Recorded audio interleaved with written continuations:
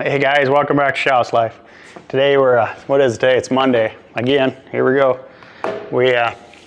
So it ended up raining Friday night, and then it was cloudy all Saturday and Sunday, so it's kind of a muddy mess outside. It's sunny out right now, so hopefully it's going to dry up next couple days here when we get back outside. I'd like to get back on the sawmill and get that project finished up. But since we're stuck in the shop here, we are going to get started on, we got two projects to get started on this week. One is this 2016 Fusion for Jamie. It's hit pretty hard here in the door. We got to put a new fender on it. My job is to see if we can save this door. I mean, it's really a tough call because a new door is like $700, you know, in color. But then you got to pay shipping on it. You know, you're talking now $900. And if it's in color, that's cool because you just most of the time you just bolt it on and we're good. But we still need to paint a fender, which means we still need to blend into this door. So regardless if we get a new door or not, we're starting to paint this door. So our theory is if I can get this fixed in a couple hours, we're not saving money, maybe saving some time, I'm not sure. But we're gonna see what we can do, and we'll take you through that a little bit here. And then we'll show you this next project we just got in. So this here is another project I've been putting off pretty much all summer. This is a friend of mine's wife's car. It's a Challenger, Charger, whatever, the Challenger, right? I guess something happened at work, and it's hard to see with the reflection, but basically somebody backed into it right here, and this is all pushed in. It's creased pretty good right along the body line there, so the PDR guys were fairly confident that they were not going to be able to get it back out without cracking the paint. So we're going to address that, get that taken care of. Okay, so we got the new fender on, got the inner fender taken out, got the rocker molding off, got the mirror off. And now with the new fender bolted on, you kind of see what I'm up against here, especially down here. I mean, this up here is to be expected. That, you know, that's all bent in. I give that, but I wasn't expecting this huge gap down here. But if you look kitty corner of that section up to the back of the door here, you can see the top of the door is sticking out probably a 1/4 inch right here. So that door is tucked in, bottom's pulled out. You really see it up here at the top. So we're gonna throw some chains on the other side of the car, get it chained down to the machine, and we'll put a tower on it, and anyway, we'll see what happens. We're either gonna bend it and break it, or we're gonna bend it and fix it. Yeah, like up here, this needs to come out about 3/8 of an inch. This needs to come out an inch. Down here, it's about a 1/2 inch. We're not gonna worry about this bottom down here right now. We'll leave that be, because when we start working all this out, it'll probably bring the bottom of that door out, hopefully. Basically, I think we're gonna start just kind of right here in the center. We're gonna put a little pressure on it and just see what happens. I will try. The machine is noisy. When I run the pump, I mean, I got my mic on to try to pull the sound away from the echo in the shop, but it's noisy. There's nothing I can do about it. So we're just gonna put a little pressure on right here and just see what happens as soon as I open the valve. So,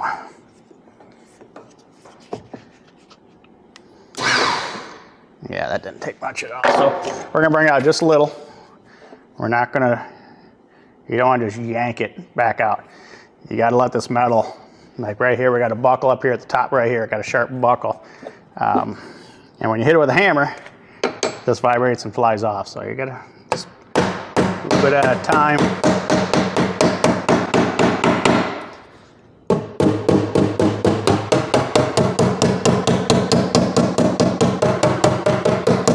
You don't wanna get crazy. And all we're really after is we're gonna get this lip, this edge, we're gonna get that back out to line up with the fender. We'll worry about these dents a little later. That's a different technique. So we're going to give it just a little more. When I'm doing these pulls and I wanna control just a little pull at a time, if I hit this button, it just pulls. So what I do, that's what's cool about this Duzmor machine that I like, I can shut the hydraulic flow off to the cylinder. So basically, the valve's closed, and now I'm gonna put a little pressure in the system. And now that's loaded on the other side. So when I open this valve, I can control the hydraulic flow with the valve, and just a little bit at a time. That way it doesn't just take off on me.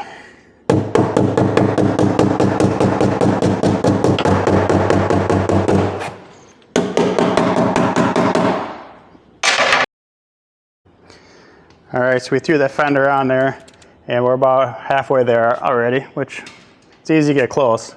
It's that last 1/8 inch that takes you 4 hours, but so we're at about 3 inches there. We need to be about 3.5. So we're just gonna set it up right again. Just go right back at it.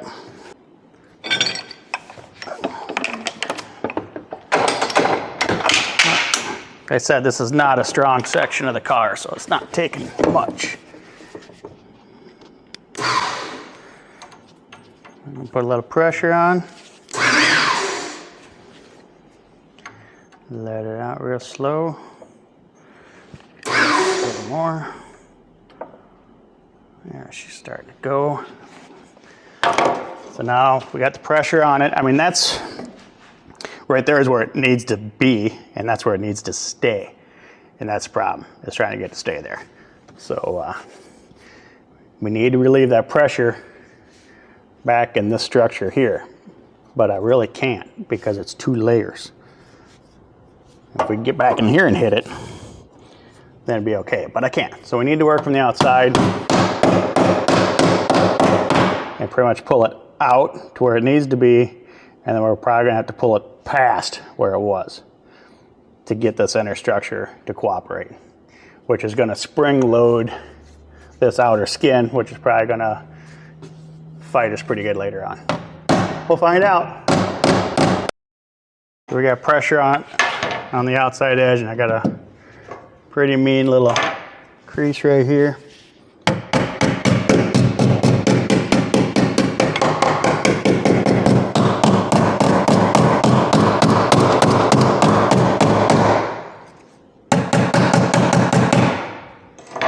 I think we're gonna go back up top a little bit.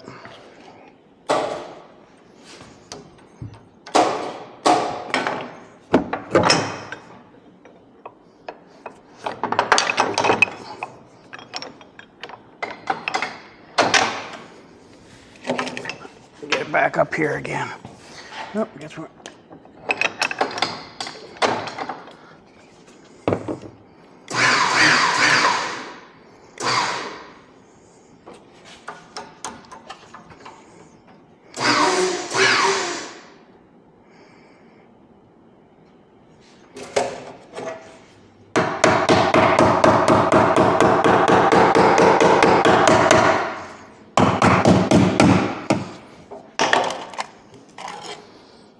Try to get behind here.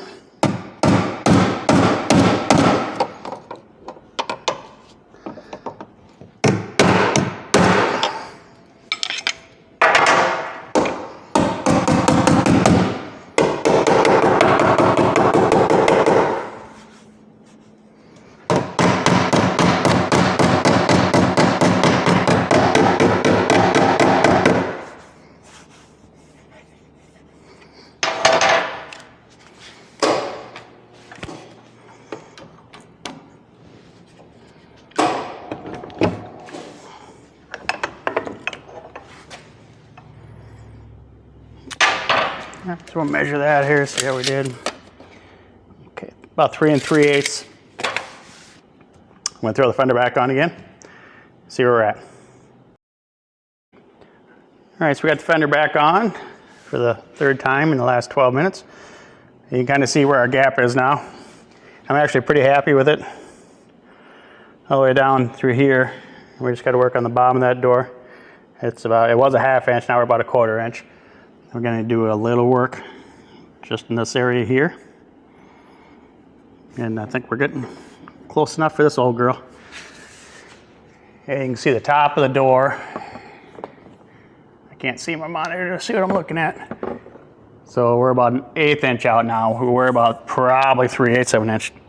And the bottom of the door is kicked back out to where it needs to be at. So basically we're just going to go through and grab it right here now. We're going to pull that out. We're going to go up here, work this just a little bit from here to here, and work that out another 1/8 of an inch. And then we'll see where we're at. All right, fender's back on number 4 time, or is it 5? I don't remember. Anyways, So here's our gap. I think it's more than acceptable for pre-bodywork style. So we got everything lined up there. The top of the door, I think, looks great. It's right back where it's supposed to be. Bottom of the door looks good. Open and close is real nice. No popping, no effort. So we're gonna call that one a win for that section. And now we're going to go through and we gotta start working on these dents here. Okay, so we got her all ground down. Basically just 50 grit on the 2-inch, little disc on your angle grinder. Rolox or something like that. I don't know. I just buy them and pay for them. They're expensive. We just took this down to bare metal here, so we got, I don't know, 3 or 4 dents in there yet. A little high spot right here, but we don't want to work the high spot until we bring the low spot up to it. So we're going to bring the low spot up, take the high spot down. If you pound that down, you're just pounding the whole thing in. But let's just start with one area at a time. That's what we're doing today, is we got the old stud gun out, and I believe this is just a Harbor Freight special from back in the day. Works good. I've had it for a long time. I don't use it very often, but so your hand is now your tool. So I got a dent right here. About a half a second. That's it. That's it. The longer you pull the trigger, the deeper it goes in there. Next thing you know, you got a hole. So you're not gonna get it in one shot. You're gonna pull it, move, re-tag it. You're gonna slowly just work around. And this here is a slide hammer. Slide it, bang, bang. That's not gonna be the answer to this part. This is just very thin sheet metal. So what I'm gonna do, without falling over backwards or punching myself in the face, I'm just gonna put some pressure on it. And I know you can't see it, but I can bring that out. So I'm just gonna put some pressure on it, holding it out.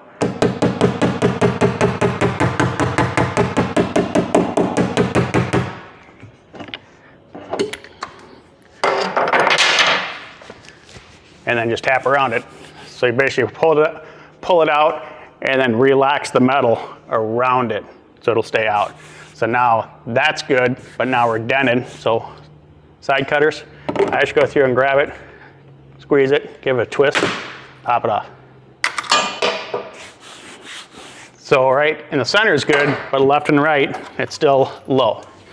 And you could put all 3 on there at one time, but I'm trying to prove something. I don't know what I'm trying to prove, but again, just a half a second.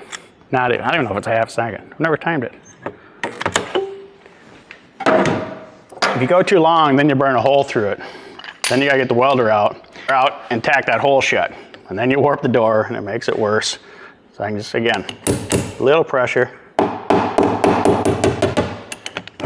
And mainly I'm watching it. I know you can't see it, but if you're doing it, you can see it. Just a little pull. That's pretty much it. I'm trying not to drop the tools. I know it's noisy, but I'm also trying to be productive. So basically, as soon as I cut them off, I'm just gonna take my angle grinder again with the 2-inch Rolox on it. And just take that nub off of it. That way I run my hand across it. It's not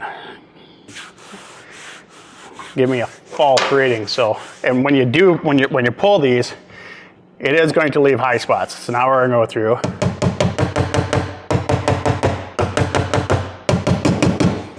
And work them down.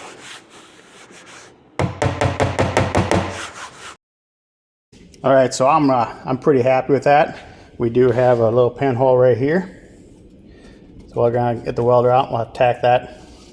And then what I usually do, another trick you can use, let me zoom out here, is just an old paint stick. You know, just grab it out of the box, that's straight or whatever.